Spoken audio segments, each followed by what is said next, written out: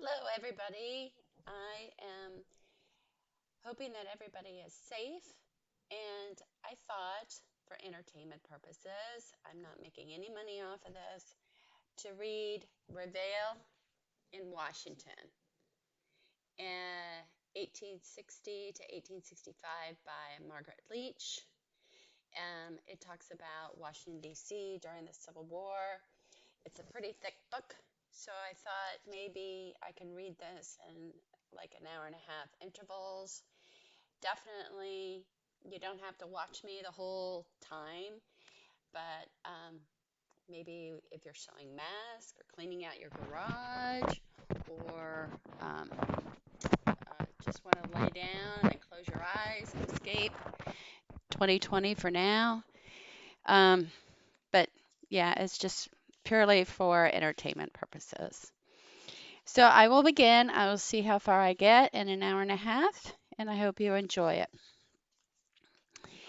Okay.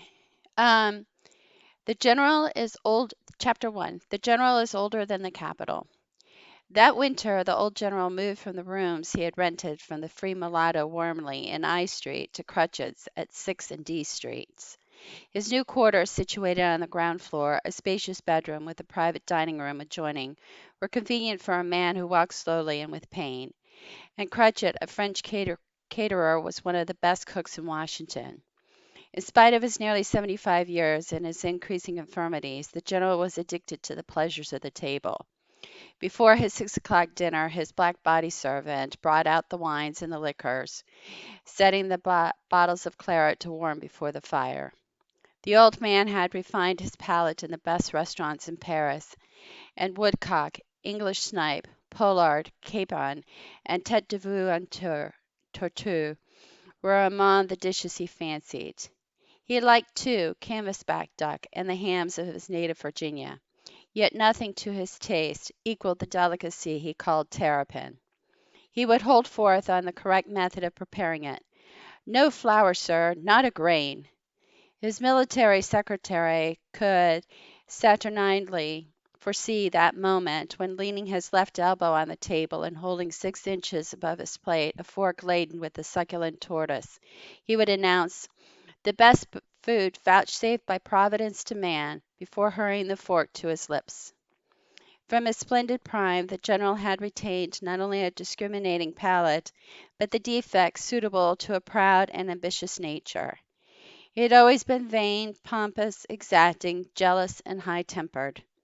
Now that his sick old body could no longer support the racking of its wounds, his irascibility had dwindled to irritation, and his imperiousness to petulance.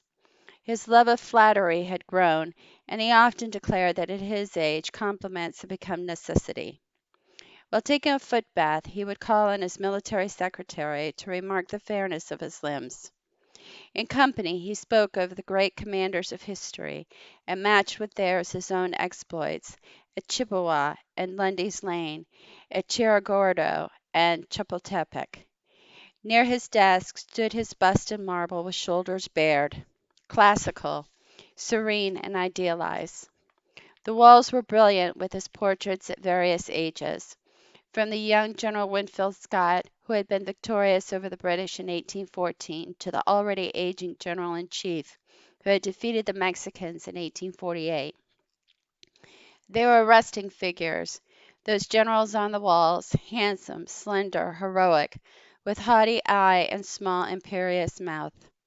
Gold gleamed in spurs and buttons and embroidery, and huge epaulets in the handle of the sword which had been the gift of Virginia, and one portrait showed the superb cocked hat, profusely plumed, that had earned for Scott the sobriquet of Fuss and Feathers. He stood 6 feet 4¼ inches in height, and he had been wont to insist on the fraction. But swollen and dropsical, he spoke no longer of his size. He pointed instead to the bust, to the portraits, to show what he had been. Such was the commanding general of the Army of the United States in December of 1860, but not so did his compatriots see him. His eye had lost its fire, and he could no longer sit a horse.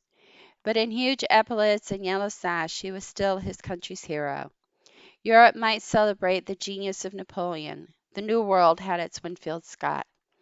For nearly half a century, the Republic had taken pride in its achievements as soldier and pacificator, and if he now lived in a glorious military past, so did his fellow countrymen. He was the very figure to satisfy a peaceful people, fond of bragging of its bygone belligerents. The general was as magnificent as a monument, and no one was troubled by the circumstance that he was nearly as useless. Smugly aloof from the dissensions of Europe, the young nation scorned the large standing armies of the old world. It was wary of the political danger of a large military class, and regarding high rank as perilous to democratic liberties, looked uneasily on West Point as a breeding ground for aristocrats. Save for George Washington, Winfield Scott alone had held the rank of lieutenant general, and in his case Congress had conferred it only by brevet. To guard its far-flung borders and fight its Indian wars, the United States maintained an army of 16,000 soldiers, scattered for the most part over the Pacific coast, Utah, and the Southwest. This small establishment offered a limited opportunity for military preferment, and in the 20 years of Scott's command he had shown a marked partiality for advancing Southern officers. To favor gentlemen from the slave states with their martial spirit and their habit of command had been as natural to the old Virginian as the daily perusal of the Richmond Enquirer. Of the 6 army departments, only the Department of the East was commanded by a Northerner, General John E. Wool. The 5 western departments in which the mass of the army was stationed were all headed by officers of Southern birth. Scott found the Southern rascals not only meritorious but congenial. The only Northern aide on his staff was his military secretary, Lieutenant Colonel E.D. Keyes, and the appointment had first been offered to a Virginian, Colonel Robert E. Lee. Since the nation's political destinies had long been controlled by the statesmen of the slave states, there had been no interference with the general's predilections. For 12 years the War Department patronage had been in Southern hands. A Southern clique ruled the army, and many ambitious Northerners who had shown promise at West Point, Halleck, McClellan, Hooker, Burnside, Sherman, Rosecrans, had felt sufficiently discouraged to resign their commissions and return to civil life. In spite of his sentiment for the South, General Scott was no believer in state sovereignty. He was strongly attached to the Union. In the presidential election of 1852 he had been the last standard-bearer of the dying Whig party, overwhelmingly defeated by the Democratic candidate, Franklin Pierce, a New Englander of Southern sympathies. Scott had spent much time in the North, and when Pierce took office he moved his headquarters from Washington to New York.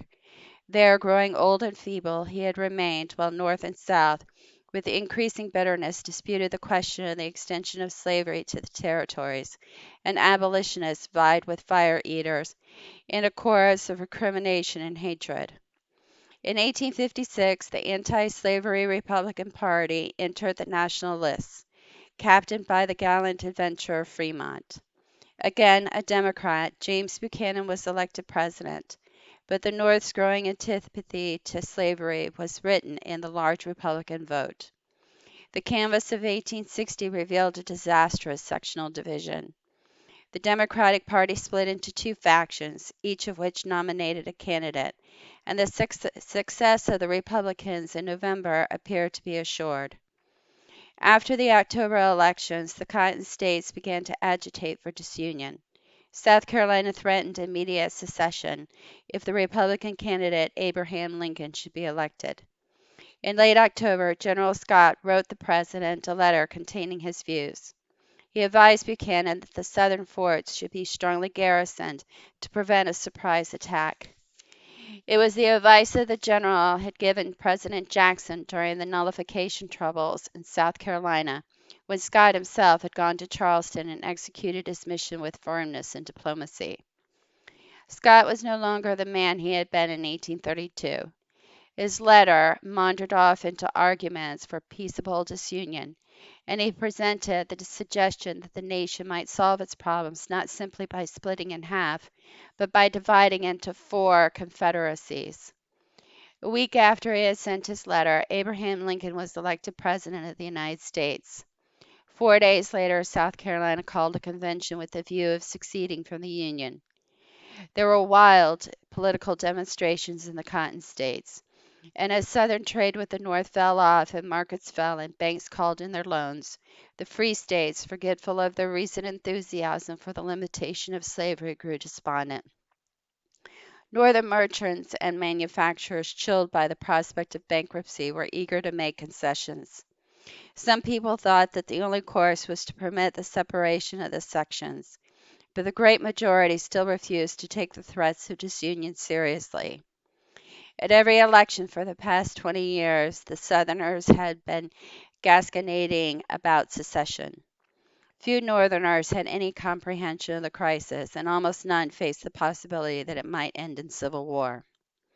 In December, the general was boasted into a railway car and started on his journey to Washington. It was a hardship for him to travel. He had been ill and bad, but the president had sent for him, and like a good soldier, he was ready to do his duty. The dirty, rattling cars wound slowly down through Maryland, and leaning on the arm of his military secretary, the general entered the nation's capital, a town of sedition and dismay. The North might worry about tumbling markets. In Washington there was revolution, and men feared for democratic government. A very young man of the Adams family, who was attempting that winter what he called an education in treason, observed, "The singular spectacle of a government trying to destroy itself." The conspiracy for disunion was not confined to the states, but permeated the highest councils of the nation. It was unique among revolutions only in its impunity. Southern senators and representatives made no secret of their disloyalty to the Union. 3 members of the President's cabinet had been deeply implicated: Hal Cobb of Georgia, Secretary of the Treasury; John B. Floyd of Virginia, Secretary of War; and Jacob Thompson of Mississippi, Secretary of the Interior. Clerks in the government department supported secession cockades on their coats, and loudly over their whiskey at Willard's bar vowed that Lincoln should never be inaugurated. Uneasily in the presidential chair sat James Buchanan of Pennsylvania, like a nervous gentleman on a runaway horse longing for the ride to be over.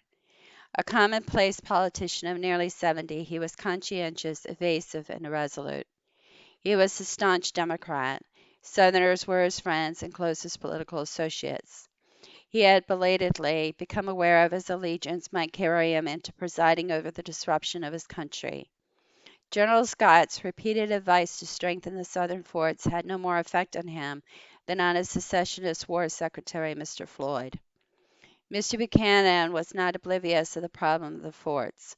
In conference with his divided cabinet, he was considering little else than the question of the policy to be pursued in Charleston harbor. Major Robert Anderson, stationed with a small garrison at Fort Moultrie, was appealing to the government to take a stand. If it was intended to hold the forts, Anderson begged for reinforcements. Dreading a collision, the president felt obliged to follow a policy so noncommittal that it produced the impression of being no policy at all.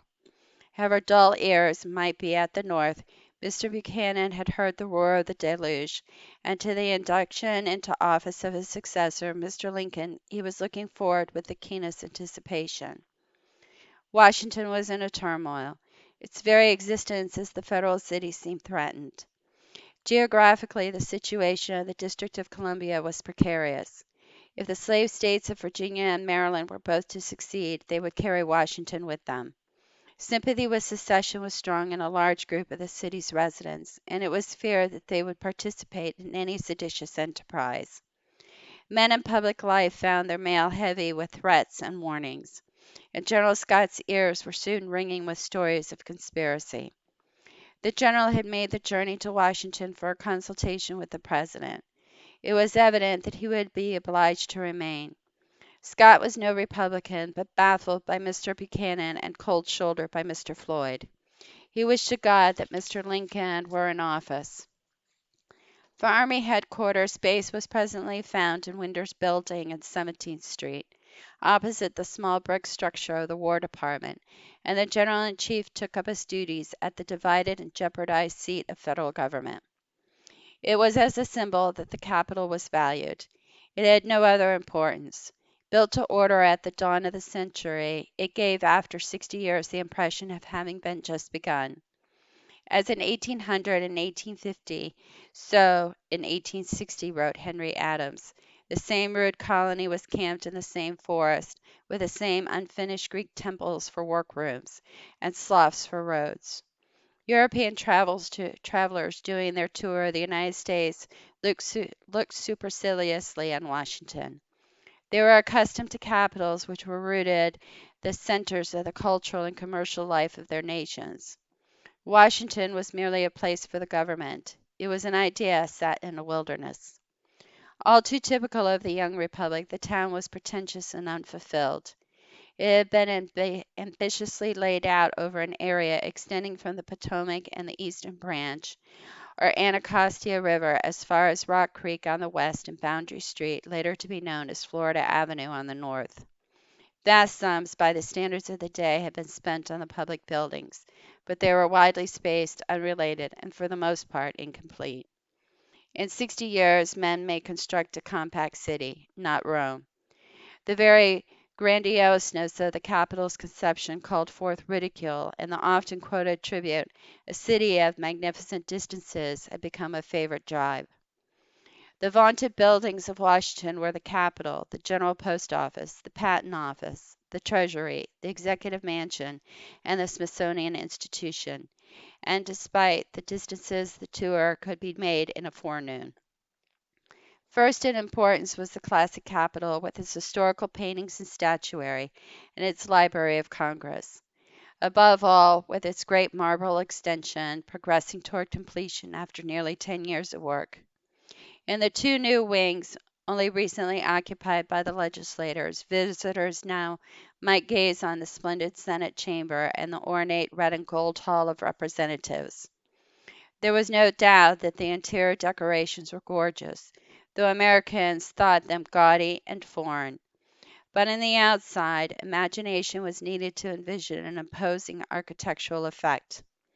The original dome had been removed, and only the base of the new cast iron dome, topped by scaffoldings, and a towering crane surmounted the old sandstone building in the center.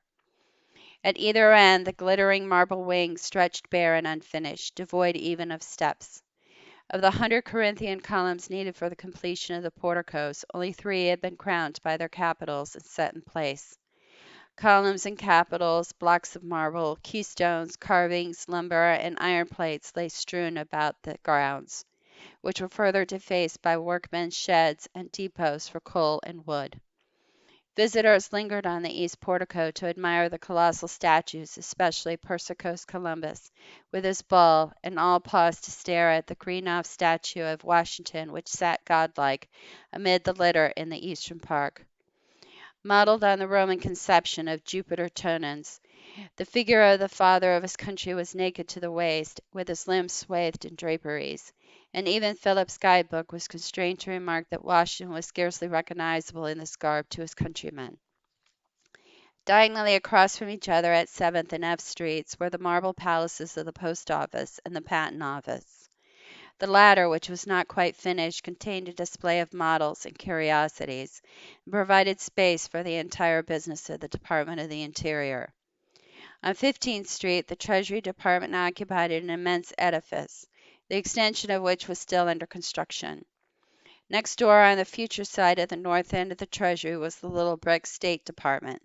It attracted no more attention than did the Army and Navy departments, which were installed in similar old-fashioned houses on the western side of the Executive Mansion, whose wooded lawn extended without intervening streets to the 4 department buildings. By travelers from overseas, the mansion itself was dismissed as an ordinary country house, wanting in either taste or splendor. But it was an object of deep interest to Americans who roved through the spacious public rooms, admiring the large mirrors, the flowered carpets, and the sparkling chandeliers. At either end, the mansion straggled out into low sheds, which were used for household purposes, and the extension on the west was surmounted by a conservatory which communicated with the first floor. With its outbuildings, greenhouses, fruit trees, and flowering kitchen gardens, the place had an appearance of prosperous untidiness, like that of a southern plantation house. In front of the mansion there was an iron fence with large gateways, and another fence enclosed the grounds on the south, but the lawns were traversed by interior paths between the departments, and that which crossed the north side of the house was freely used by the public. In the circle before the north portico stood a statue of Thomas Jefferson in bronze, a material which was thought to have imparted a negroid appearance to the statesman's features. On the other side of Pennsylvania Avenue, the bronze equestrian statue of Andrew Jackson embellished Lafayette Square. It was the work of Clark Mills, a talented young plasterer from South Carolina. There have been many criticisms of the prancing horse with its lifted forefeet.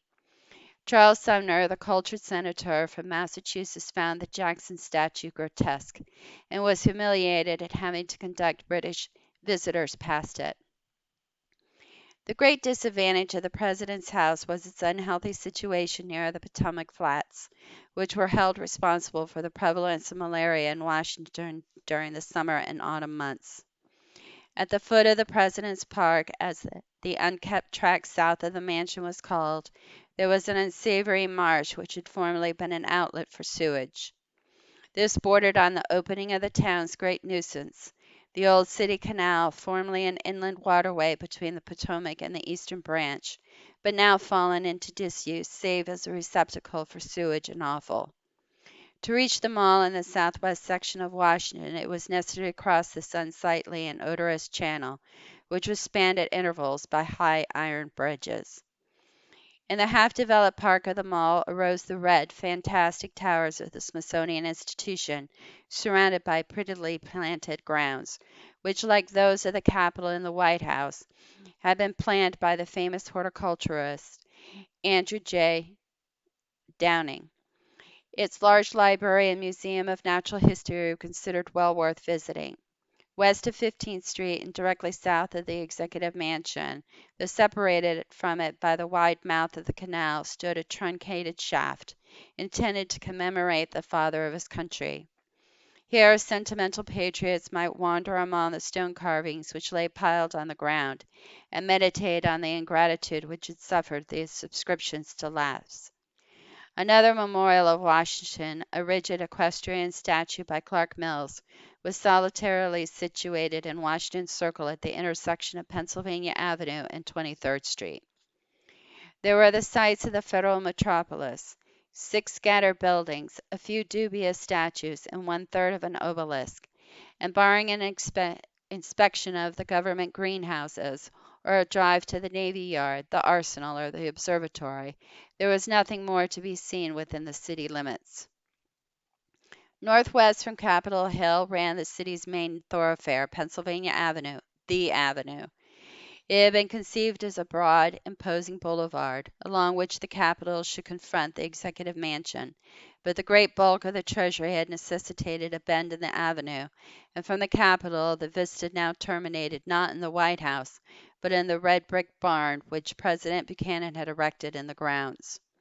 Devoid of fine buildings, the wide neglected street wore an air of desolation. Its thin cobble pavement had been broken up by faulty drainage, and the traffic of the heavy omnibuses which plied between the Capitol and Georgetown. In dry weather the ruts and hollows were iron traps, covered with thick dust. Rain turned the roadbed into a channel of mud, underlaid by areas of treacherous gravel. The south or rung of popular resort was the Center Market, an agglomeration of sheds and shacks which backed on the open sewer of the canal. The restaurants and the shops and the big hotels were all on the north side, where the brick sidewalk constituted the town's promenade.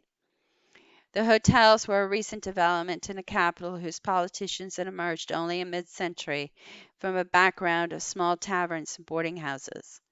The large, ugly buildings were the chief attractions of the avenue, enlivening its dullness with their uniformed attendants, the ranks of hacks, and the bustle of arriving and departing guests. When Congress was in session, their halls and parlors, dining rooms, and bars were crowded. The din was frightful. The prices were high, and the clerks were haughty and disobliging. But to see and to be seen, to establish contact with the political personages of the day, and feel the pulse of government, it was necessary to go to the hotels. 2 of them were situated on opposite sides of Sixth Street. the National, a huge caravansary, and the marble-fronted pile of Browns, later known as the Metropolitan. Because of their convenience to the capital, these houses were much patronized by members of Congress, especially by Southerners. The slaves of the planter politicians loitered on the sidewalk of the avenue, while their masters in broad-brimmed hats conferred in the corridors or called for bourbon and juleps in the bars. At the time of Mr. Buchanan's inauguration, the National had suffered an eclipse because of an outbreak of an intestinal malady among its citizens, its guests. The new president was one of many who became ill, and his nephew died of the National Hotel disease. In extreme poor Southern circles, the epidemic was declared to have been the result of a Republican plot to poison the leaders of the Democratic Party. But most people accepted the explanation that it had been caused by sewer gas, and after a brief closure for repairs, the National had regained its former popularity. The Kirkwood on the corner of 12th Street had its devoted clientele, as did two or three smaller houses on the avenue. The most famous of all the hotels, however, was Willard's at 14th Street. Formerly a small and unsuccessful hostelry, its failure had been ascribed to the fact that it was too far uptown. Its reputation had been made under the efficient management of the Willard brothers, who hailed from Vermont. And enlarged and redecorated, Willard's had become the great meeting place of Washington. Much of the business of government was said to be done in its passages and its bar. From 8 to 11 in the morning, for Washingtonians were not early risers, a procession of celebrities might be observed passing to the breakfast table. The huge breakfast, which included such items as fried oysters, steak and onions, blancmange, and pâte de foie gras, was succeeded by a gargantuan midday dinner, by another dinner at 5 o'clock, by a robust tea at 7:30, and finally by supper at 9. Englishmen themselves, no inconsiderable feeders, were appalled by the meals that the American guests, ladies as well as gentlemen, were able to consume. The British visitors hated Willard's. Its very architecture offended them. Accustomed to snug inns with private parlors, they could find no decent seclusion in this rambling, uncomfortable barracks. American hotel life was gregarious, and a peaceful withdrawal from an atmosphere of heat, noise, dust, smoke, expectoration was the last thing that the natives appeared to be seeking. After breakfast, as after dinner, the guests hastened to mingle in the public rooms. At Willard's, the parlor furniture was occupied by the same sallow, determined men, the same dressy ladies, and the same screaming, precocious children that travelers observed elsewhere in the United States. Yet when the secretaries at the British legation had finished their work, it was to Willard's bar that they ran. There was life in the masculine voices that clamored in the blue cigar smoke, and the youngsters had formed the pernicious local habit of swallowing cocktails. Lord Lyons, the red-faced British minister, wrote that Washington was a dreadful place for young men. It had no clubs and no good restaurants, no permanent theater or opera. There were, however, saloons in profusion, and a suitable complement of brothels, while behind discreetly curtained windows on the avenue, gentlemen were able to while away an evening at faro without any serious interference from the Washington police. The area immediately north of the avenue between the Capitol and the Executive Mansion was the only part of the Washington which was sufficiently built up to warrant the description of a city. Here were houses and churches and a few inadequate school buildings, and here on 7th Street was the principal business section. The government of the 7 wards into which Washington was divided was administered from the stucco City Hall on Judiciary Square, which contained the office of the mayor and the rooms used by the boards of aldermen and common council. The building also held the circuit and criminal courts and the office of the United States Marshal of the district. Behind the City Hall was the town's only general hospital, the East Street Infirmary, and still farther north on the square, which extended as far as G Street, was the ancient county jail. The city's business, in contrast to that of federal government, which required a setting of porticoed immensity, seemed all to be done in a small way. Ugly blocks of offices had been hastily run up as a speculation. Shabby boarding houses, little grocery shops, petty attorneys' offices, and mean restaurants and saloons served the 1,500 clerks who were employed in the departments. The clerks were too poorly paid, and in the unceasing scramble for appointment, too insecure to bring their families with them. And since so many bachelors and single rooms required a large number of individual fires, they were also responsible for the unusual quantity of wood yards which plied an untidy trade in almost every other square. It was a southern town, without the picturesqueness, but with the indolence, the disorder, and the want of sanitation. Its lounging negroes startled northern visitors with the reminder that slaves were held in the capital. Hucksters abounded, fish and oyster peddlers cried their wares and tooted their horns on the corners. Flocks of geese waddled down the avenue, and hogs of every size and color roamed at large, making their muddy wallows on Capitol Hill and at Judiciary Square. People emptied slopes and refuse in the gutters, and threw dead domestic animals into the canal. Most of the population still depended on the questionable water supply afforded by wells and by springs in the hills behind the city. Privies, in the absence of adequate sewage disposal, were plentiful in yards and dirty alleys, and every day the carts of night soil trundled out to the commons 10 blocks north of the White House. Outside the area in which the population was concentrated were lonely tracts of woodland and commons, broken at intervals by large estates planted and bowered in trees, and by settlements which had pushed out from the expanding center of the town. The effect of this random development reminded one foreign observer, of a frame of Berlin wool work in which the fair embroideress has made spasmodic attempts at a commencement. The elaborate paper plan of the capital gave no indication that within the city limits the labeled streets and avenues were country roads which crisscrossed in the wilderness. "There is a map of Washington accurately laid down," wrote that genial traveler, Anthony Trollope, "and taking that map with him in his journeyings, a man may lose himself in the streets, not as one loses oneself in London between Shoreditch and Russell Square, but as one does so in the deserts of the Holy Land, between Emmaus and Arimathea. In the first place, no one knows where the places are, or is sure of their existence, and then between their presumed localities the country is wild, trackless, unbridged, uninhabited, and desolate. Tucking your trousers up to your knees, you will wade through the bogs, you will lose yourself among rude hillocks, you will be out of the reach of humanity. If you are a sportsman, you will desire to shoot snipe within sight of the President's house." The oldest of the village communities which had developed in Washington was situated near the Navy Yard on the Eastern Branch, and was the home of the mechanics, laborers, carpenters, and office workers who were employed at the yard. Neighbored by the Marine Barracks, it was rural and self-contained, although it was connected with the rest of the city by an omnibus line. At the foot of 11th Street, an infirm wooden structure, the Navy Yard or Eastern Branch Bridge, gave access to the Government Insane Asylum and to the Maryland countryside. Farther east of the yard was the Congressional Cemetery, city property in spite of its name, while the bend of the river was bordered by the extensive grounds in which stood the poorhouse and the smallpox hospital. The Eastern Branch was not navigable for ships of war above the Navy Yard, and commenced with Bladensburg, once lively on its waters, had become a thing of the past. Southwest Washington, divided from the other sections of the city by the old canal, was familiarly known as the Island. On Greenleaf's Point, the angle confluence of the Potomac and the Eastern Branch was situated in the United States Arsenal, with a penitentiary a little to the north. The island had some reason for local pride and ambitions for further development.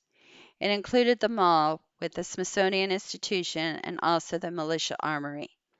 At the foot of 6th and 7th Streets were the wharves for the steamboats and sailing vessels which connected the capital with the railroads at Alexandria and Aquia Creek, or made longer voyages by way of Chesapeake Bay and the sea. From the end of Maryland Avenue ran the Long Bridge, the thoroughfare from Washington to Virginia, and the great mail road between the northern and southern states. The good name of the island, however, was tarnished by the disorder that frequently broke out in its tangle of poverty-stricken alleys.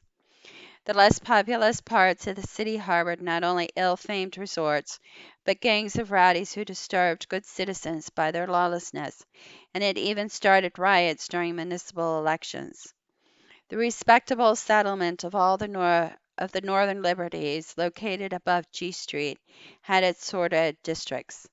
Other plague spots were Negro Hill far out on North 10th Street, English Hill east of the City Hill, and Swamp Poodle, an Irish colony in a marshy tract near North Capitol Street. It was a courageous man who ventured to walk alone by night in the ill-lighted streets of the capital of the United States. The inefficiency of the Washington police was as notorious as the prevalence of its footpads and hoodlums. The municipality supported a day force of 50 patrolmen, while the 50 members of the night force were paid by the government. The chief duty of the latter, however, was the protection of the public buildings, while the city's appointments were made as a reward for services in the local elections. Both forces, remarked Phillips' guidebook, contrary to the usages of other cities, do not separately patrol the entire city, but are to be found in bodies at the most public places. The town's outstanding grievance as well as great pride derived from the fact that it was the seat of federal government. Toward Congress, the supreme authority in the district, it maintained the attitude of a neglected and fretful stepchild. In truth, the grand scale of the city's design was responsible for most of its deficiencies. The fitful federal appropriations for improving the streets were at no time the equivalent of a tax on the government property, and except for the grounds around the Capitol and the President's house, the national authorities had done little to beautify Washington. From the viewpoint of Congress, the demands of the city were insatiable. Enormous sums had been appropriated to build the aqueduct which would eventually carry over Rock Creek a supply of pure Potomac water adequate for the city's needs. In making this outlay, the legislators had been prompted not only by considerations of health, but by a desire to reduce the fire hazards. The Washington fire companies, however, were controlled by gangs of toughs, and the frequent conflagrations raged unchecked not only because of a scarcity of water, but because of rowdyism, confusion, and stone and pistol fights. In every department of civic life in which Congress lent aid to Washington, it encountered the inefficiency of the ward system of municipal government common in towns of that day. From its close association with the government, Washington derived the peculiarity of its seasonal character. It was a winter resort. After the quiet drowse of a long, unhealthy summer, the town awakened each autumn to prepare for the opening of Congress. The dismal railway depot welcomed travelers from north and west. The wharves were busy with the Southerners arriving by steamer from Aquia Creek. In the train of the legislators followed office seekers, claimants, lobbyists, delegations, inventors, and reporters. Minstrel shows came and opera companies, and famous stars, Joe Jefferson and Charlotte Cushman, Edwin Forrest and Edwin Booth, played at the dingy old Washington Theater at Sea and 11th Streets. There was a stealthy invasion of pickpockets, confidence men, and vagrants. By the end of November the town was lively. The desolate avenue hummed with hacks, with the elaborate carriages of the legations and the blooded horses of the Southerners. Shops furbished their windows, hotels and boarding houses filled up, and so did the East Street Infirmary, the poorhouse, and the county jail. Practical motives dictated the presence of all the winter sojourners. There were no parties of idle amusement-seeking tourists. The townsfolk entertained their friends and relatives, and every winter a bevy of pretty girls came for the festivities of the social season. But apart from these negligible few, Americans did not visit Washington for pleasure. Although it had many churches, an active young men's Christian association, and a dignified official society, the city bore an unwholesome name among the pious folk of the nation. It was darkly imagined as a sink of iniquity, where weak-minded bachelors were exposed to the temptations of saloons, gambling hells, and light women, and the prevalence of hotel life was instanced as a proof of the city's immorality. Such was the capital of the United States in December of 1860, the sprawling and unfulfilled embodiment of a vision of national grandeur. Unfinished though it was, it perpetually evoked comparisons with remote antiquity. Henry Adams would recall a boyhood impression of the post office and the patent office, which faced each other like white Greek temples in the abandoned gravel pits of a deserted Syrian city. An army officer, Colonel Charles P. Stone, thought that the Treasury would make the grandest Palmyra of them all.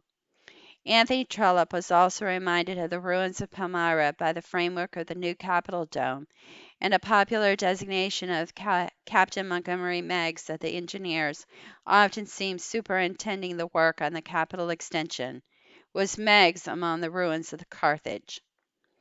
It was a mere ambitious beginner, a baby among capitals.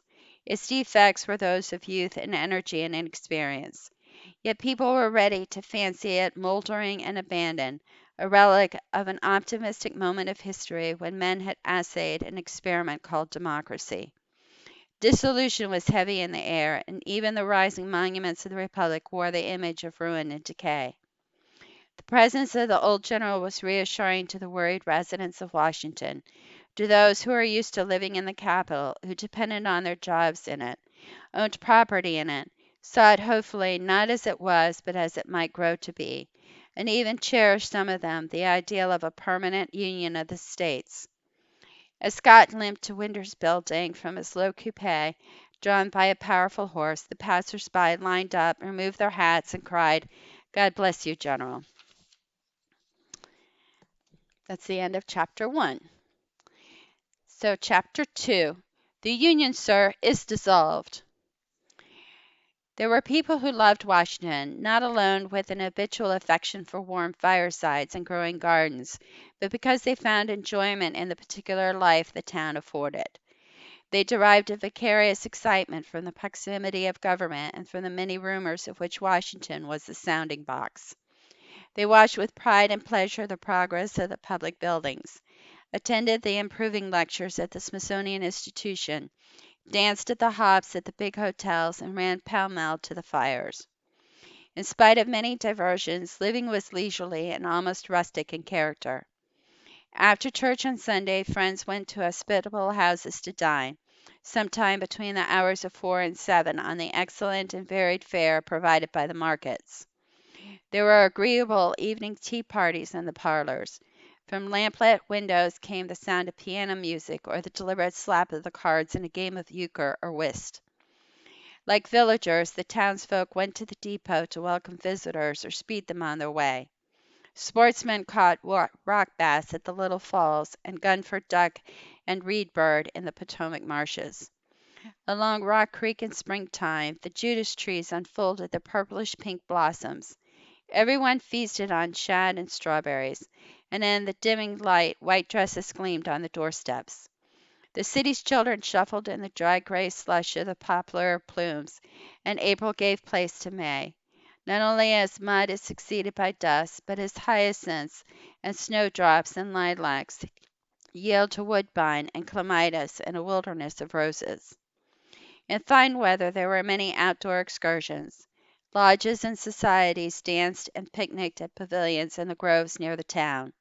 People voyaged by steamboat to Alexandria and Fort Washington, and the dilapidated country seat of George Washington at Mount Vernon.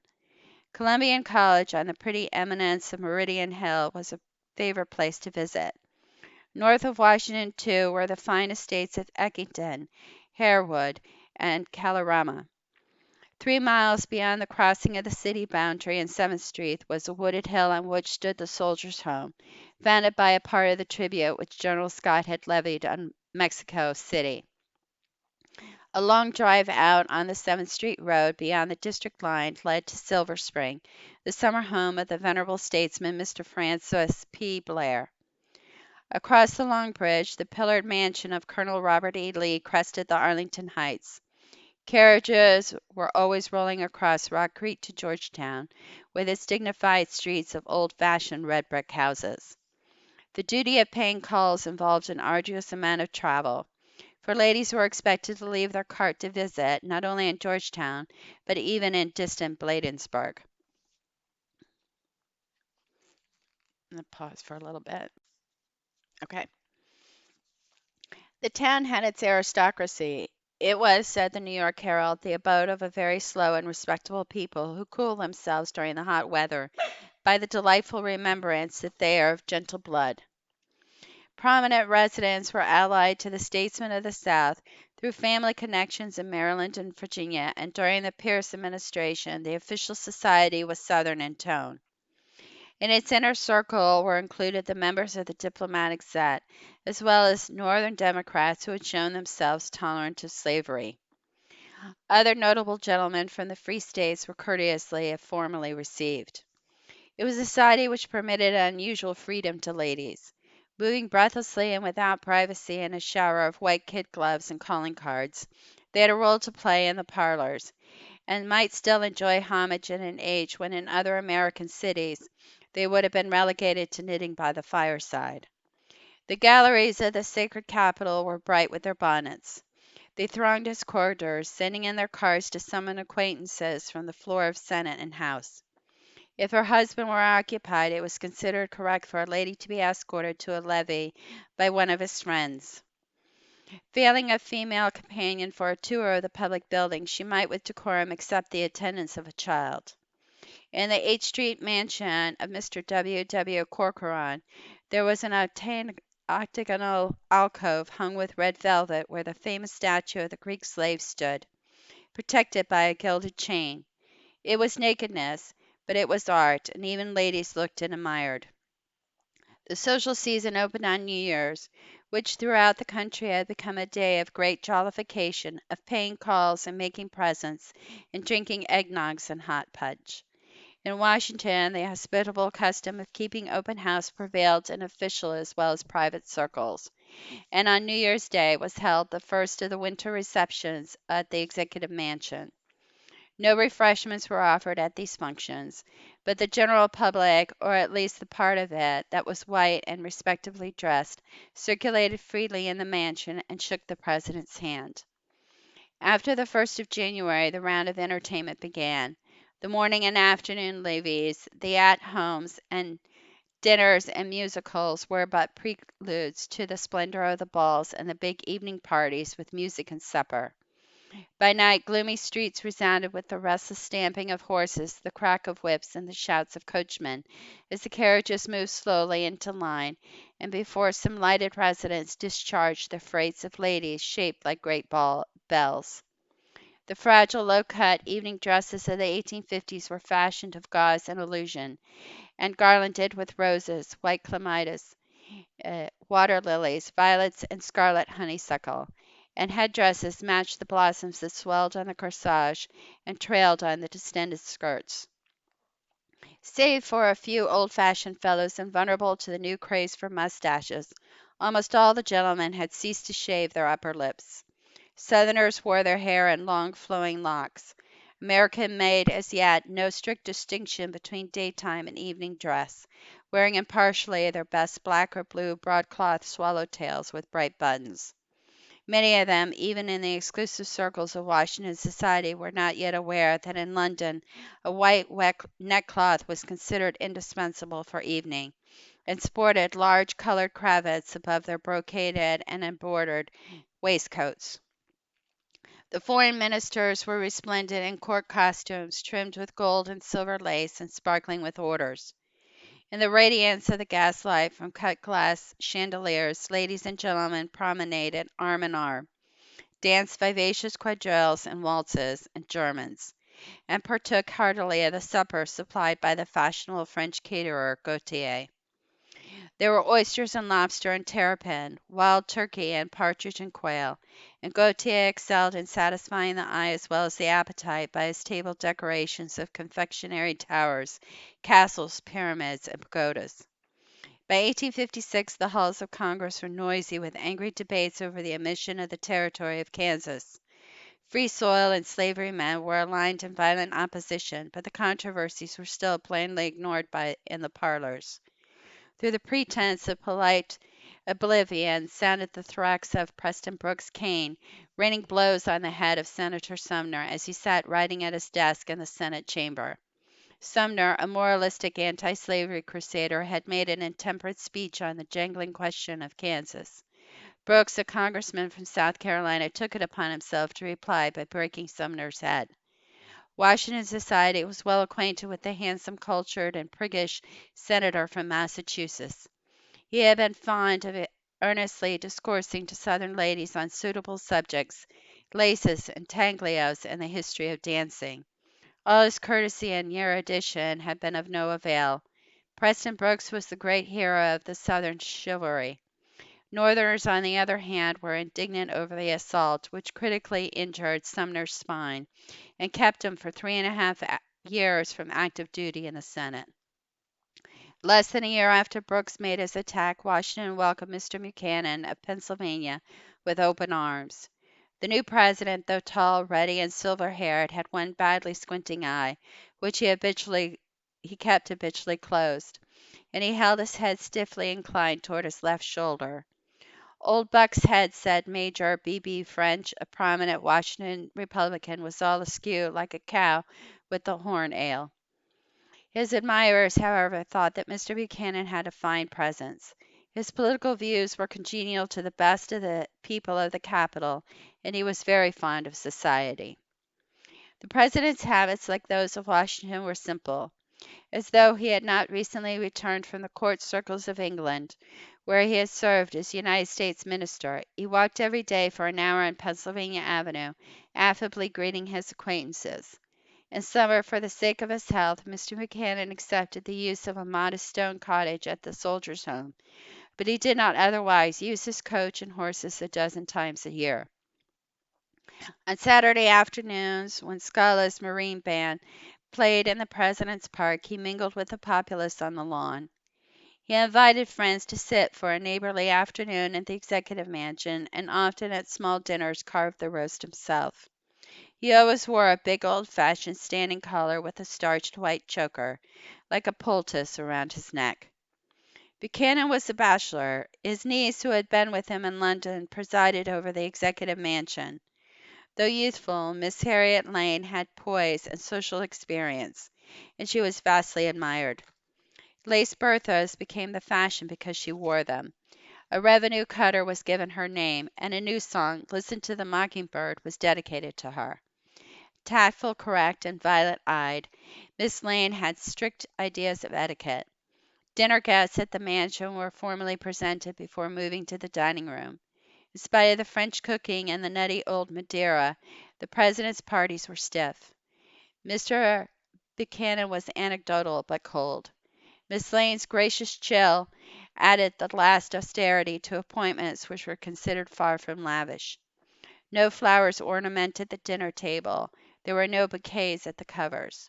Indeed, there were so few flowers in the house that a stand of potted plants and a small palm rose conspicuously out of a circular divan in the blue room.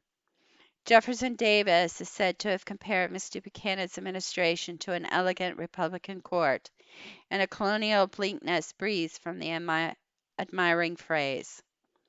The president was not niggardly. To pay his household expenses, he was obliged to supplement his salary of $25,000 by drawing on his private purse. Washington society, however, was growing increasingly competitive in extravagant entertainment, and its leaders were immensely rich. William M. Gwin, the pro-slavery senator from California, was believed to be spending $75,000 a year on the maintenance of his mansion at 19th and I Streets, and two cabinet members lived on the same scale, Mr. Jacob Thompson of Mississippi and Mr. Aaron Brown of Tennessee, who was Postmaster General during the first years of the administration. One of the wealthiest Washington residents was the banker Mr. Corcoran. His palatial residence on H Street contained an art gallery, whose treasures were destined for the public, and the building which he was erecting at 17th Street and the Avenue. Mr. Corcoran was famous for his hospitality and his Johannesburg, and there were also splendid parties at the homes of other Washingtonians, the Riggs, the Parkers, and the Taylors.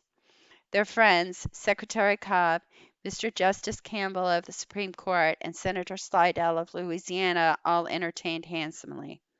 The wife of the senator from Georgia, Mrs. Toombs, though she was a sober lady with but one daughter, spent $21,000 a year. In an unapproved section, I Street, west of New Jersey Avenue, Senator Stephen A. Douglas, the popular Democratic leader of the Free States, had built one of the finest houses in the capital. Vice President John C. Breckinridge of Kentucky and Senator Henry M. Rice of Minnesota built in adjoining lots, and the three new houses were known as Minnesota Row. Douglas had made his residence, with its elegantly furnished parlors and steam-heated greenhouse, a suitable background for the loveliness of his young bride, who had been Adele Cutts, a famous Washington belle. With her favorite japonicas in her hair and in huge bouquets, Mrs. Douglas gave many levees, which were thronged by the fashionable company of the capital. The pressure of their social engagements were quite exhausting to the ladies of Washington. To prepare herself for the evening after a strenuous day, pretty Mrs. Clement C. Clay was refreshed by charges from an electrical apparatus, operated by a capable maid for whom the senator from Alabama had paid $1,600. In an atmosphere of unremitting gaiety, the intercourse between Southerners and all but a few Northerners became increasingly ceremonious. At the very outset of Mr. Buchanan's term, the agitation over slavery had been doubled by the opinion of the predominantly Southern Supreme Court in the case of the slave Dred Scott. The aged Marylander, Chief Justice Taney, had taken this occasion to affirm that Congress had no power to prohibit slavery in the territories, and Free Soil men roared a protest at the subservience of the federal judiciary to the slaveholders. Insulting and inflammatory speeches were made on both sides, as Congress continued to be rocked by partisan struggles for the control of bleeding Kansas. In the city, the political lines were drawn through neighborhoods, churches, and families. Senator Douglas broke with Buchanan's pro-slavery administration and was henceforth regarded by the chivalry as little better than a black Republican. In the autumn of 1859, John Brown's raid on the United States arsenal at Harper's Ferry jarred the South like an explosion. It raised the cry that Republicans were instigators of lawlessness and murder. The Virginia town at the confluence of the Shenandoah and the Potomac was only 55 miles from Washington, and the slaveholding community shared the alarms of its neighboring state. Even after the insignificance of the old fanatic's force was realized and the fear of attack had passed, there was a dread of a Negro uprising in the capital. Typical of Washington's Southern viewpoint was the apprehension with which the city regarded its colored population. As a result of anti-Negro riots 14 years earlier, an effort had been made to revive the district militia, but in 1859 only 4 small companies were in existence. The United States military force in the district, 106 Marines, had been rushed to Harper's Ferry under the command of Colonel Robert E. Lee. The mayor secured arms from the War Department and stationed mounted men on the roads leading into the city. Colored people were forbidden to congregate while the excitement lasted. Washington, sharply aware of its defenseless condition, made another effort to build up its militia. A number of recruits came forward, but soldiering was never popular with the citizens. When Congress opened that winter, the Capitol rang with the name of John Brown. In the Senate, the discussion was all of the irrepressible conflict and the impending crisis. Southern hotspurs were shouting for state sovereignty and disunion, and the taunt was often heard that Northern men were cowards and would not fight. Political differences had led to rancorous personal animosities. Charles Sumner, returning to his seat after his long illness, was welcomed by no Democratic senator. In the House, there were violent quarrels in which blows were barely averted. Many Republicans buckled revolvers under their coats and escorted less bellicose colleagues to and from the Capitol to protect them from assault. Senator Zachariah Chandler of Michigan took muscular exercise and practiced marksmanship. The story was told that Benjamin F. Wade of Ohio carried a brace of horse pistols into the Senate and laid them on the lid of his desk, looking around with his sharp little eyes and his grim smile until he was sure they had been noticed. In any mixed social gathering, politics had become a forbidden subject. With doubt and bitterness in their hearts, people conversed on neutral topics. the disturbances in Italy, or the figure of armed freedom which the late Thomas Crawford had modeled for the Capitol dome. Tennyson's poems, or Thackeray's new book, The Virginians, or Adam Bede, by the young Englishman George Eliot, whose novels were the latest literary discovery. The friends of the administration, the Slidells, the Tombses, the Gwynns, the Clays, and the Jefferson Davises formed a tight little clique. Small parties had become strictly sectional. Foreign ministers consulted the map of the United States in making up their dinners. Among the impassioned Southern ladies, there was one who continued to receive Republicans. This was Mrs. Rose O'Neil Greenhow, a native of Maryland and the aunt of Mrs. Southern, Stephen Douglas. As the wife of a scholarly Virginian, Robert Greenhow, she had long been a leader in the society of the capital. Since his death, she had lived with her daughters in a small house on the corner of 16th Street across from St. John's Church. Mrs. Greenhow was no longer young, but she had a reputation of being the most persuasive woman in Washington. To her cozy parlors, divided by a red gauze, came many important personages, and she was on intimate terms with the President himself. A few weeks after John Brown was hanged, Mrs. Greenhow had the temerity to invite Senator Seward of New York and Congressman and Mrs. Charles Francis Adams of Massachusetts to a dinner party otherwise composed of Southerners. Mrs. Adams was tactless enough to speak in praise of John Brown, and her hostess answered her with emphasis and heat. Mrs. Greenhow decided that she would not mix her dinner parties again, but she continued to see much of Senator Seward, and also of another Republican whose anti-slavery views had made him highly offensive to Southerners, Senator Henry Wilson of Massachusetts.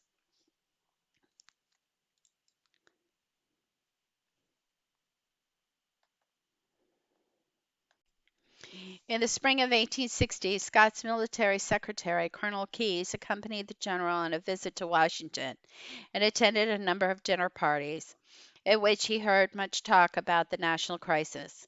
One night he sat next to the Detroit merchant Sack Chandler, full of war and blood, in a whisper. On other occasions flirtatious Southern ladies disturbed him by the incandescence of their treason. Mrs. Greenhow tried to discourage Keyes from taking any part in the coming war by arguing that the Southern coasts were sickly in the summer. He felt that she showed her women's weakness by prescribing remedies against the miasmas. Keyes was a strong Union man, but he was a romantic widower of 50. He confessed that though he was never diverted from his loyalty to his country, the blandishments of the ladies from the slave states often lured him to the brink of the precipice. The exciting prospect of secession preoccupied the society of the capital. Southerners realistically faced the possibility that it might lead to civil war, but they were convinced that the cowardly Yankees would soon be beaten. Soldiers were drilling and arming in the slave states. The Washington Bells discussed the military preparations, and the forts at dinners and balls and supper parties.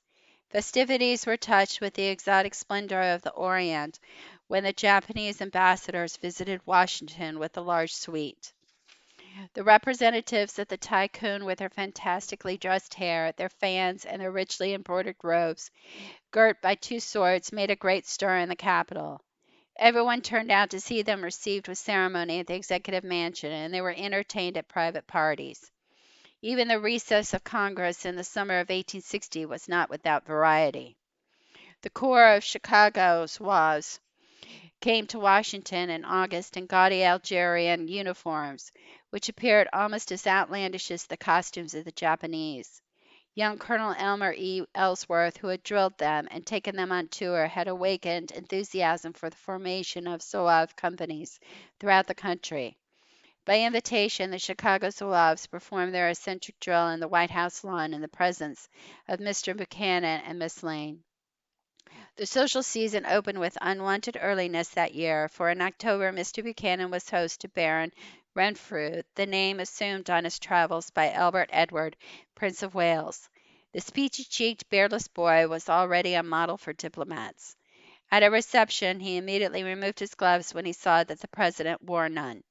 On observing that Mr. Buchanan shook hands with those who were presented, the Prince hastened to shake hands too.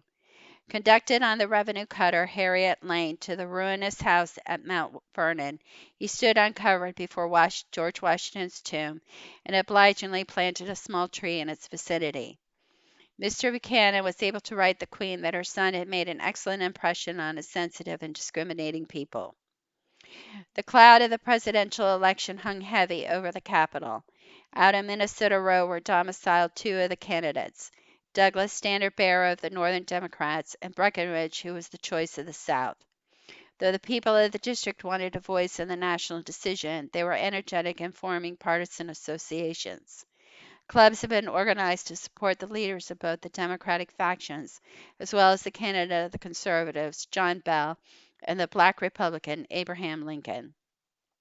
The National Volunteers, a Democratic organization which stood for Southern rights, competed in their parades with Republican wideawakes wearing glazed caps and capes and brandishing torches.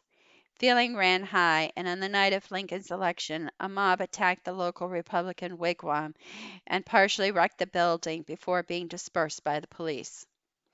From Charleston, waving with palmetto banners instead of the stars and stripes, there were echoes of artillery and cheers and calls to arms. Already the federal courts were suspended in South Carolina. The senators from that state did not come to the Capitol in December. On either side of the splendid new Senate chamber, the extremists of North and South were drawn in hostile ranks. In the chair sat the ultra-Democrat, Breckinridge. The business of the nation was taken up in the harsh lull of the deadlock in which the sections were implacably joined.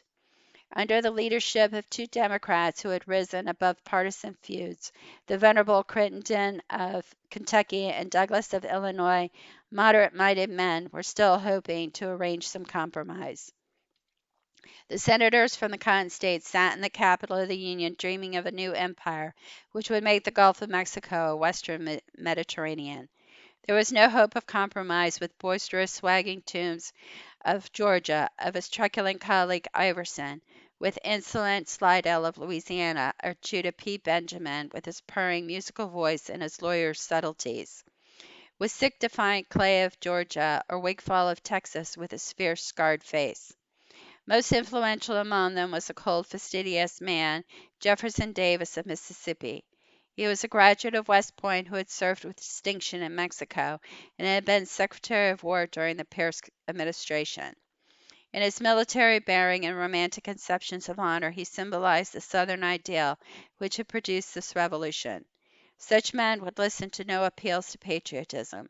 You cannot save this Union by making Fourth of July speeches, sneered Senator Wigfall.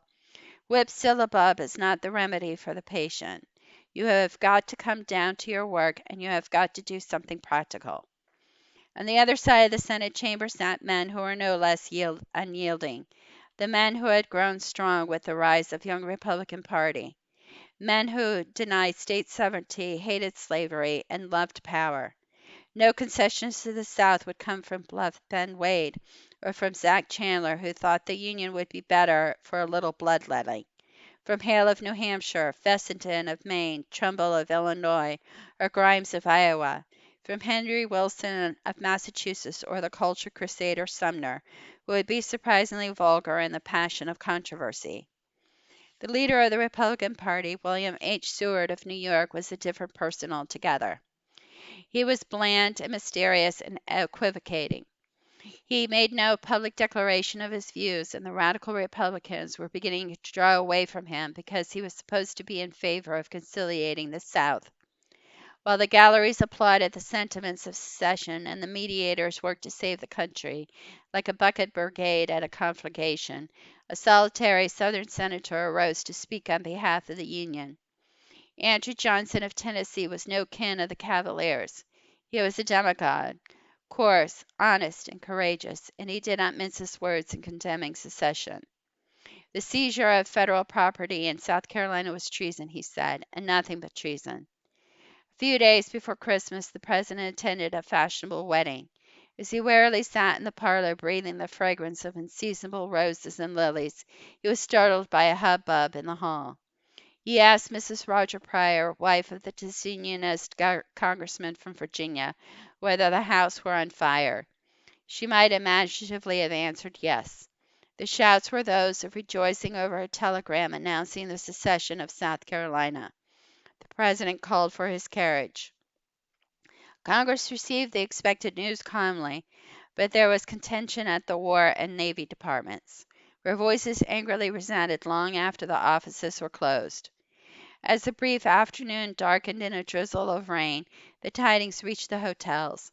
It was the late dinner hour, and dining rooms and corridors were shaken with excitement as men with the blue cockades of the secessionists brushed jubilantly past those who wore the colors of the Union. One man thought there was as much treason talked in Washington as in Charleston. That evening Southern leaders, after celebrating in the parlor of Senator Jefferson Davis, went to call at the Executive Mansion. Mrs. Davis preceded them, hastening impetuously ahead to share the good news with the President. Across the joyous emblems of Christmas fell the shadow of the palmetto and the rattlesnake. In hopes of stimulating the lagging holiday trade, the small shops dressed their windows and inserted their notices in the newspapers. Gifts were enticingly suggested for every variety of taste: shaving cases and model coffee cups and albums, glove boxes, odor stands, and tete-a-tete tea sets, backgammon boards and battledores and wax dolls with moving eyes. Gautier was ready to take orders for Christmas cakes, both pound and fruit. Madame Delarue announced a shipment of full dress bonnets and Jovin's gloves just received from Paris. Some of the advertisements sounded a timely note. Readers, the Union is in danger, but by buying your holiday presents at Le Mans, you may save it. After Christmas, there were new alarms in the capital, and Galt the jeweler marked down his watches and silverware to panic prices. Fears for the security of Washington had sharpened with secessionist agitation in Washington and Virginia, in Maryland and Virginia. On the floor of the Senate, Iverson of Georgia had suggested that Washington might be the capital of the Southern Confederacy. On Christmas Day, the Richmond Examiner had boldly called for Maryland men to join with Virginians in seizing the capital. There were persistent rumors of a secret secessionist organization in Washington which was plotting to capture the city and the public archives and assume control of the government.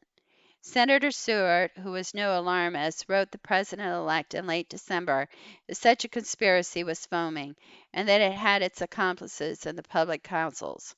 So great was the anxiety for the Capitol building that guards were placed at the main entrances, and the cellar was searched nightly for explosives. At the same time, there was a fresh crisis in South Carolina. As though the Union was a precious substance held in delicate equilibrium, Mr. Buchanan had been fearful of making the slightest movement. Ironically, it was thrown off balance by the act of a Southern sympathizer, committed on behalf of the Federal authority. Major Anderson, who commanded the United States forts in Charleston Harbor, was a Kentuckian with a stern sense of duty. Fearing an attack on his untenable position at Fort Moultrie, he dismantled it and transferred the little garrison to Fort Sumter, which commanded the harbor. South Carolina interpreted Anderson's move as an act of aggression. It immediately assumed the proportions of a vexing incident, and Mr. Buchanan was aghast at the news of it. 3 South Carolina commissioners arrived in Washington to treat with the government like envoys of a foreign power, pressed Mr. Buchanan hard, telling him that his personal honor was involved. The President dodged and hedged and pleaded for time. Before making any important decisions, he told them he always said his prayers. The interview was succeeded by a demand that United States troops should be entirely withdrawn from Charleston Harbor. Buchanan would have yielded to the influence of his Southern friends had it not been for the recent shift in the sentiment of his cabinet. Cobb had gone to lead the secession movement in Georgia, and the Virginia disunionist Floyd would soon be forced to resign. As Secretary of War, he would be succeeded by the Postmaster General Joseph Holt of Kentucky, who had swung to a firm national policy after the secession of South Carolina.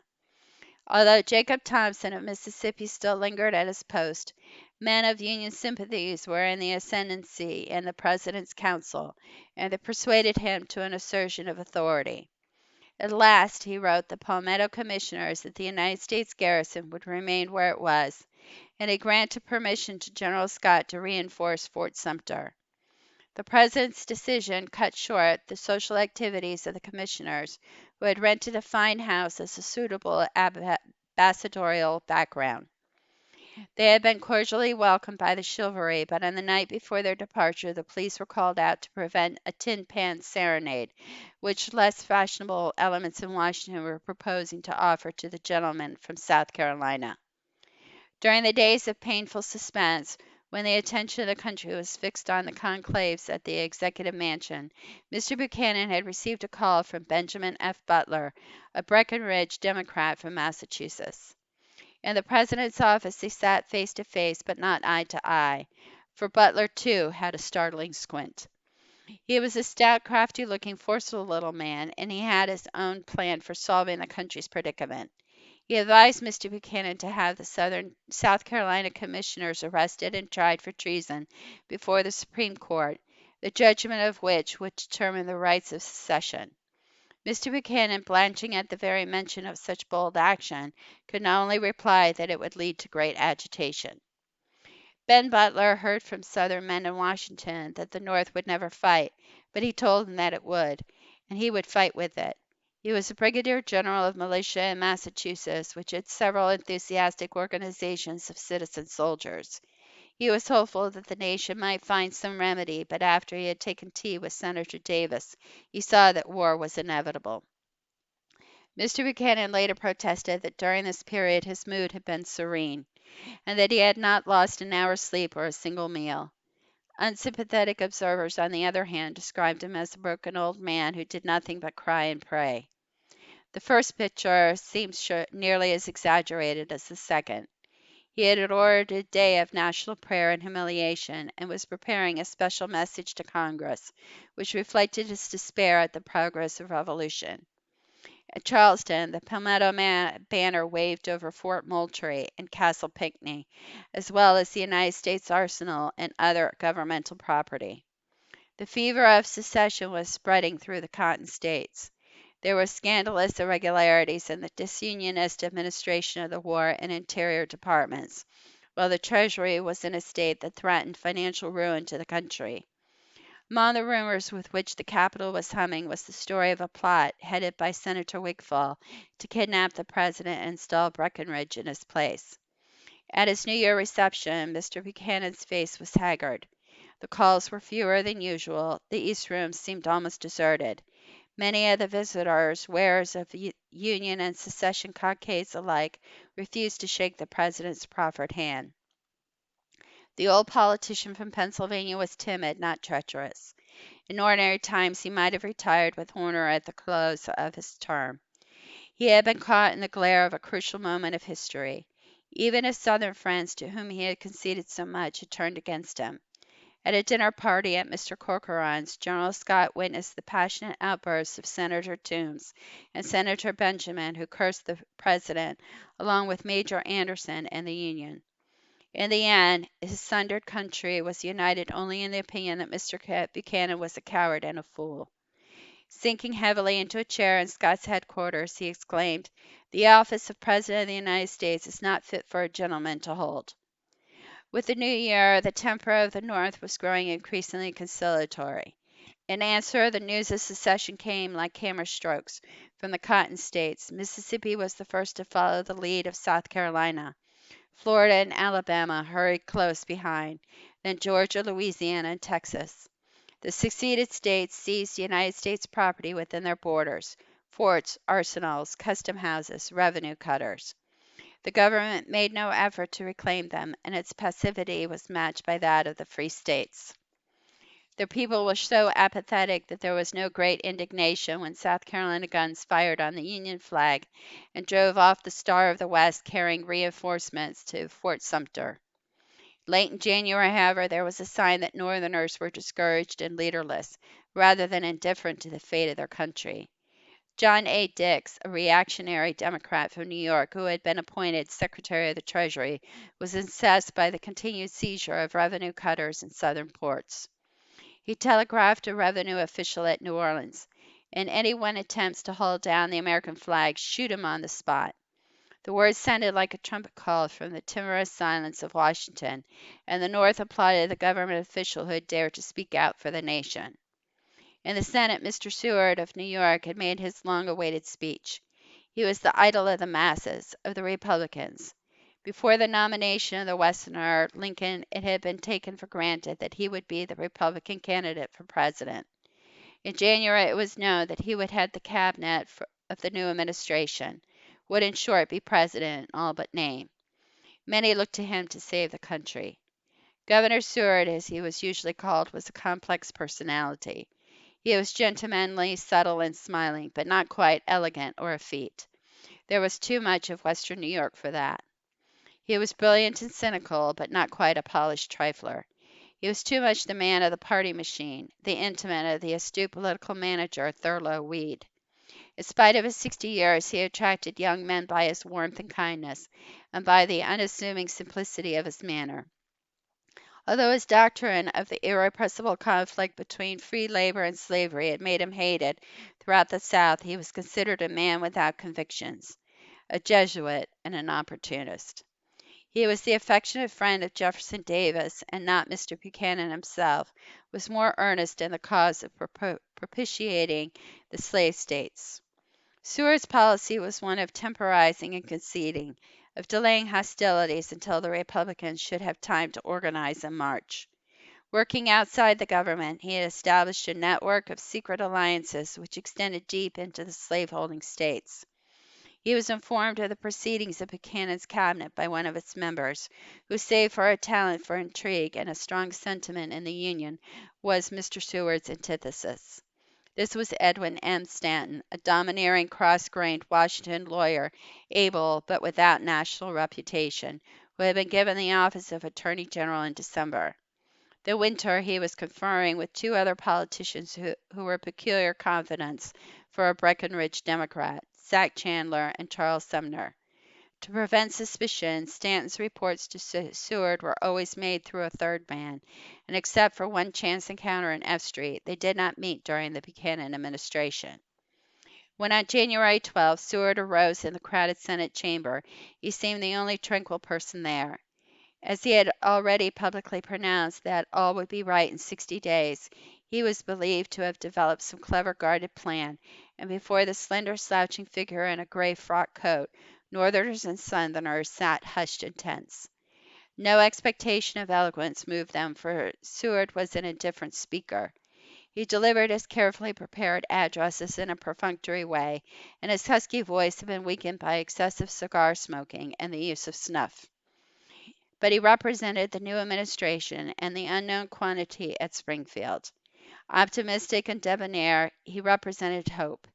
In a time of chaos, it was reassuring that a man could know so much and still smile. Seward's affability was impenetrable. It had covered many thoughts. He had smiled when Southern ladies refused to meet him, and when hot-headed young senators from the slave states had ignored his greeting. He had smiled after he had lost the Republican nomination for president, the crowning ambition of his career. Too much had been expected of one adroit politician. His vague and conciliatory phrases antagonized radical Republicans and disunionists alike. Events were moving with inexorable speed. As states succeeded, their delegates withdrew from Senate and House. Representatives for the most part left quietly, but in the Senate there were oratorial ambulations of defiance and farewell. The senators from Florida, Alabama, and Mississippi pronounced their valedictories on the same day, while trembling Southern ladies packed the galleries, sitting on the floor and crowding the doorways. As the speeches were delivered, they waved their handkerchiefs and cried out in sympathy with secession. Even Republican ladies wept at the pathetic close of Senator Jefferson Davis's address. In a voice strained by emotion, he expressed the hope that the relations between North and South would be peaceful. If in the heat of debate he had given offense to any senator, he offered his apologies. The senator from Mississippi spoke without bravado. He cherished the bold dream of a new Confederacy, but more than most of his Southern colleagues, he counted its probable cost. He thought that only fools doubted the courage of Yankees, and that if war should come, it would not soon be over. The dawn of 1861 had cheered General Scott by bringing him into a close relation with the government. He had promptly been called into consultation by Holt, under whose control the War Department had ceased its favors to the Revolutionary senators and representatives. After the unhappy expedition of the Star of the West, the reinforcement of Fort Sumter was held in abeyance. Major Anderson was as solicitous as the administration to avoid any act which might precipitate hostilities, and the secessionist leaders, to gain time for their political and military preparations, exercised a restraining influence on the South Carolina hotheads. An informal truce was arranged, not only in the case of Sumter, but also Fort Pickens in Pennsylvania Harbor, which by Scott's orders had been occupied by United States troops. These and two forts at the southern tip of Florida, whose garrisons Scott strengthened, were the only property which the government held in the then seceded states. Small detachments of soldiers were also sent to a few military points in the border slave states, including Fort Washington on the Maryland side of the Potomac across from Mount Vernon. Although the fort, fallen into rust and rot, was useless for defense, it was vulnerable to occupation by a hostile force. Its entire garrison, before a company of Marines was sent there from the Washington barracks, consisted of one old Irish pensioner, and General Scott said it might easily have been taken by a bottle of whiskey. After the problem of the forts, the most pressing question before the General in Chief was the maintenance of order in the capital. It was feared that an uprising might occur during the count of the electoral vote in February, and there were convincing rumors that March 4th would be an occasion for a seditious outbreak. Men in high political positions had declared that Lincoln's inauguration should never take place. The Constitution, the local disunionist newspaper, which received the patronage of the government, had advised preventing the inauguration by armed force. It was believed that Mayor James E. Barrett, a Breckinridge Democrat, was in accord with the secessionists. From his Democratic associates, Ben Butler had heard much of the treasonable talk which was current in the capital. One evening, a Washington acquaintance, after dining with Butler at his hotel, proposed a walk. Taking their cigars, the two men strolled west on K Street and stopped near some low buildings, like market sheds. In the wall of one of them was a hole through which Butler peered at a company drilling with arms. They were getting ready for the 4th of March, his friend told them. Uh, Drilling a company of the district militia to escort Lincoln? Butler asked. The Washington man laughed. Yes, they may escort Lincoln, he said, but I guess not in the direction of the White House.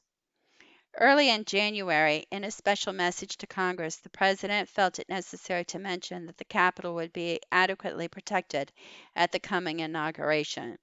General Scott was working in cooperation with Senator James W. Grimes of Iowa and Congressman Elihu B. Washburn of Illinois, who composed an investigating committee appointed by Congress.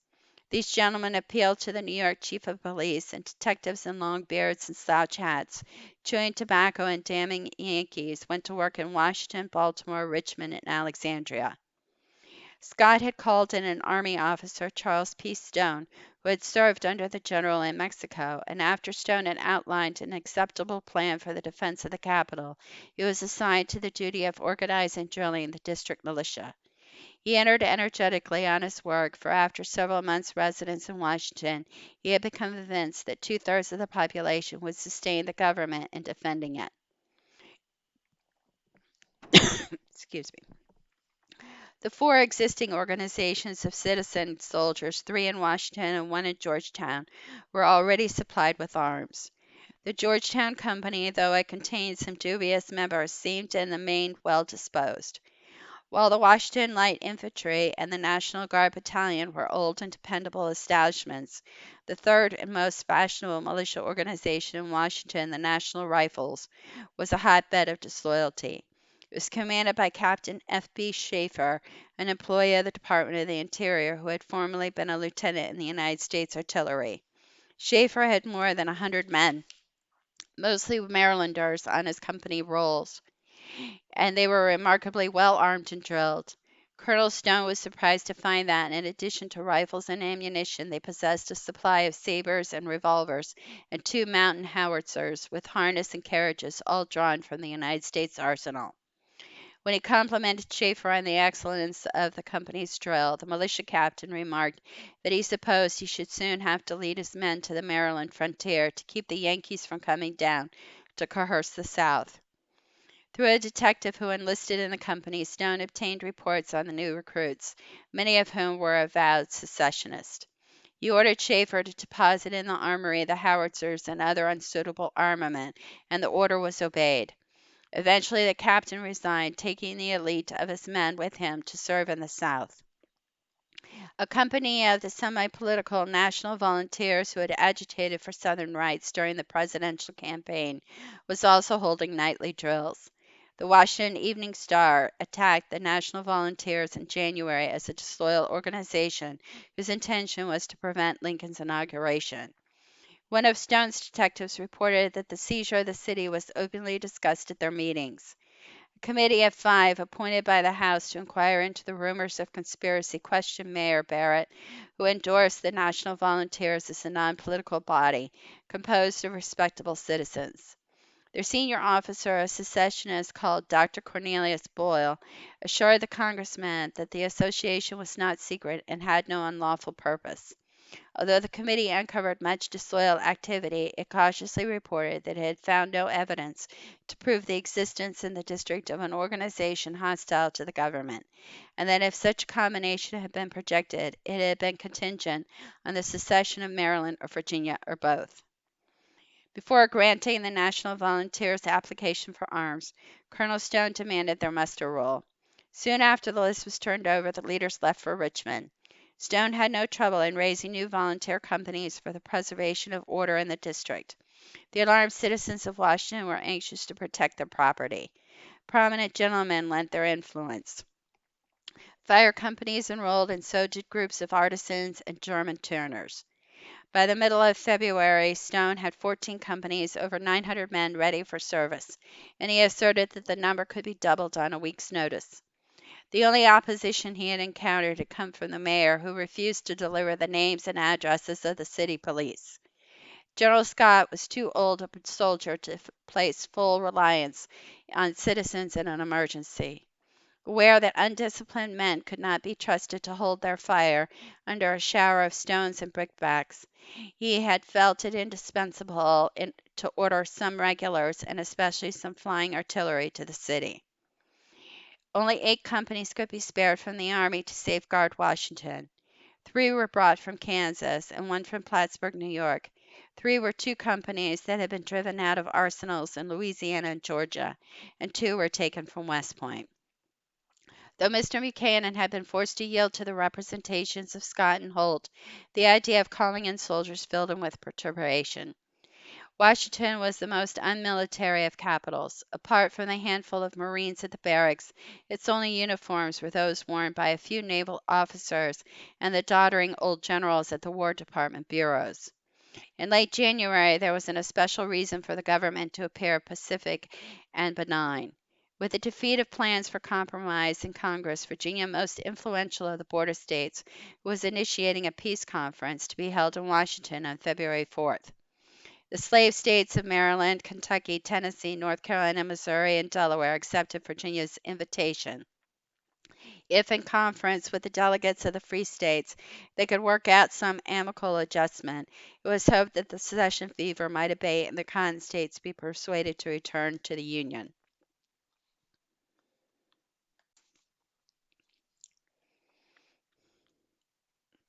In readiness for the emissaries of peace, Mr. Chandley, who had a card writing stand at Willard's, advertised a line of cockades suitable for all shades of political sentiment. The arrival of armed forces, in Mr. Buchanan's opinion, would raise the cry of coercion, inflame the secessionists, and irritate the border slave states. The only available quarters for troops were the barracks at the arsenal and the militia armory on the mall. Arrangements were made for lodging companies in the Treasury Extension and Judiciary Square and on East Street. New barracks and stables were hastily erected on Capitol Hill and on a lot west of the War Department. Arriving a few at a time, without fanfare or music or parade, the 8 companies of hardy, well-drilled regulars were a sensation in Washington. Their gear encumbered the little depot. The saddles alone made a monument of baggage. Horses of cavalry and artillery, restless after the confinement of the boxcars, kicked up their heels in the streets. Brass pieces stuck in the mud and were dragged out with shouts that brought the crowds running. A battery of light artillery sent the city into a panic by firing a salute of 34 guns in honor of the admission of the free state of Kansas to the Union.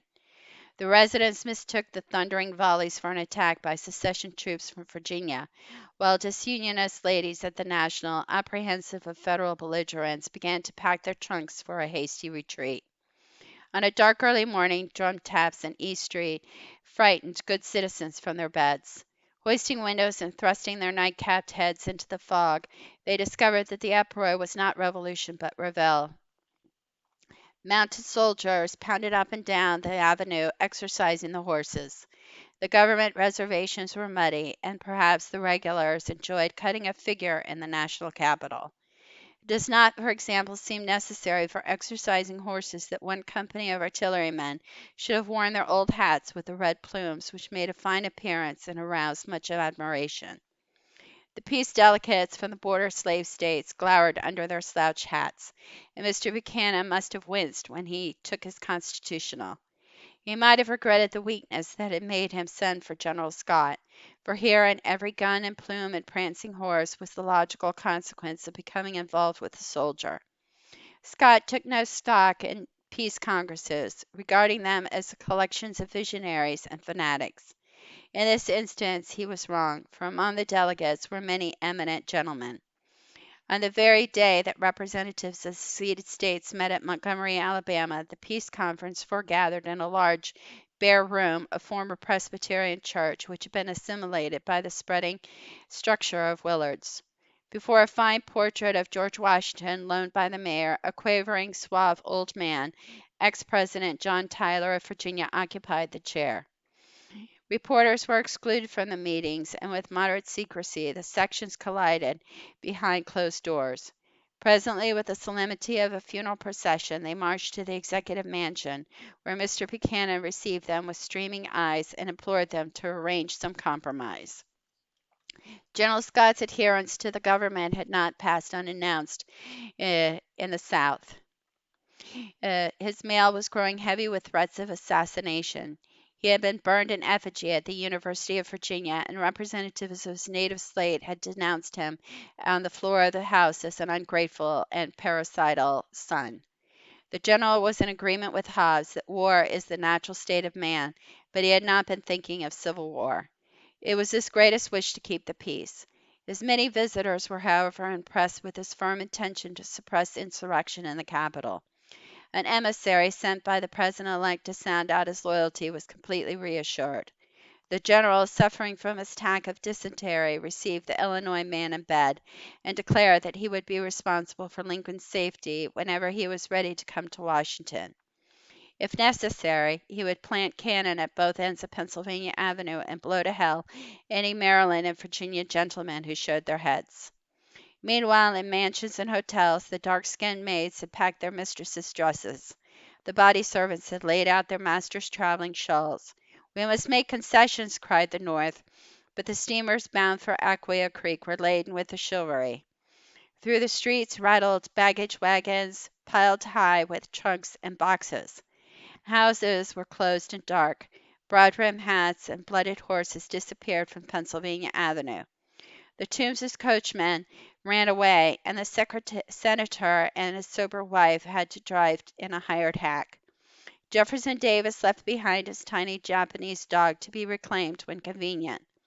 The Sardinia minister begged Mrs. Clement Clay not to weep, since it was but a revolution. Some journeyed south in proud expectation of the empire of King Cotton, some in scorn for the Yankee traders and crude Westerners who would supplant them, some in sorrow for lost friendships and old ambitions. A regime had ended in Washington. The town was filling up with new arrivals, and among them were many Southerners. Baltimore plug uglies, secessionist rowdies who were the allies of the Washington gangs, were filtering into the city. The atmosphere was tense with foreboding. Men scowled and muttered in the hotel lobbies, and groups stood whispering on the street corners. A young artist, Thomas Nast, who had come down to make sketches for the New York Illustrated paper, would shudder at the memory of those weeks in Washington. Early on the morning of February 13th, crowds began to move up Capitol Hill. The regulars were at their post. Horses and harness and guns were ready for an attack. At the entrance of the Capitol, soldiers turned away the general public and admitted only those who held tickets. 100 special policemen in plain clothes mingled with the arriving spectators in the gilded corridors. Many fashionable ladies decorated the galleries of the Hall of Representatives, fluttered about the cloakrooms, and even occupied seats surrendered by gallant members in the hall of the House. It was after 12 when the doorkeeper announced the Senate, and the defeated candidate, Breckinridge, entered at its head. Without untoward incident, the tellers opened and registered the electoral votes, and Breckinridge, with pale-faced formality, announced that Abraham Lincoln of Illinois had been elected President of the United States. After the Senate had withdrawn, there were howls of disapproval from the floor and the galleries. Southerners cursed old Scott for a free state pimp, and protested at the presence of his janissaries about the Capitol. Outside, the crowd lingered on Capitol Hill. The saloons were full, and that night the city was noisy with street fights. In Republican eyes, every quarrelsome drunkard was a traitor, and every jostling rowdy was an armed invader. But no one dignified the brawling and disorder by the name of insurrection. The noisy Southern sympathizers were the scum of the secessionists, and had no relation with the reputable, hot-headed, and personally ambitious gentleman who was organizing the government of the United States Confederate States at Montgomery, Alabama. One crisis was safely past, but another was to come. For the inauguration, General Scott was bringing a few more regulars to the city, and every day Republicans, eager for their first chance at the spoils of federal patronage, were arriving in Washington. Sunburned, countrified, heavy-stepping Westerners were beginning to be familiar figures in the streets. In the anteroom in Mr. Buchanan's office, Republicans now waited to see him. Always an industrious worker, the president spent arduous hours at his desk. An old public functionary, as he had once been otherwise enough to call himself, in a dressing gown and slippers, with an unlighted cigar in his mouth. At White House receptions it had been remarked that the attendance of Republicans was increasing, and as their numbers mounted, Mr. Buchanan's levees grew in popularity. With his white cravat on his wry neck, the president stood before the newcomers like a decadent patrician facing the hordes of the Vandals. His court was now, in another sense, Republican, but elegant it could by no stretch of the imagination be called. At the last reception in mid-February, 5,000 people were present. Scala's Marine Band, discoursing music for the occasion, began its program with Dixie and closed with Yankee Doodle. It was an epitome of Mr. Buchanan's administration. So here ends the second chapter. I'm sorry it took a little longer than an hour and a half, but hope you enjoyed it, and I hope everybody stays safe. Bye.